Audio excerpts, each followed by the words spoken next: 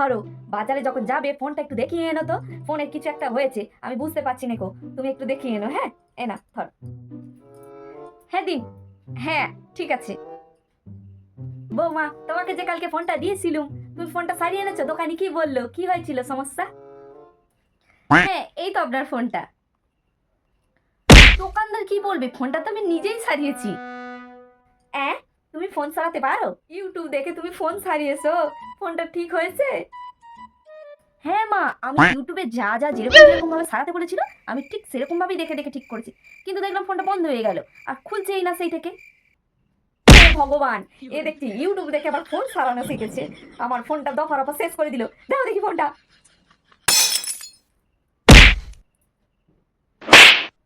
গো বৌমা, তুমি এই ভর দুপুর বেলা সাজুগুজু করে আবার কোথায় চললে?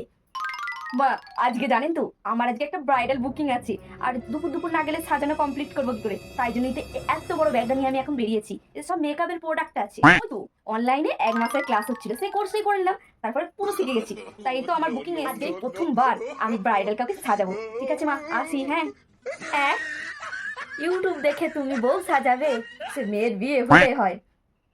মা আমাকে কিছু না না বৌমা, বললেন? তোমায় কিছু কইনি, তুমি যাও যাও যাও, তুমি ওই বউই সাজাতে যাও। হে রঘুবী, রক্ষে করো। বৌমা একটু চা করো তো, কড়া করে আদা দিয়ে, আমার মাথাটাকে বড্ড ধরেছে বাবু, ঝপ করে করে আনো।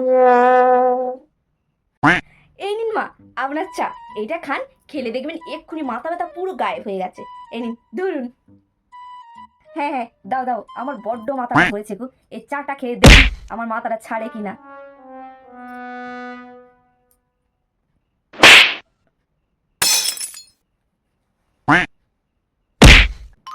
বৌমা তুমি এই চায়ের মধ্যে কি দিয়েছো? আমার তো এই চাটা খেয়ে বমি বমি পাচ্ছে।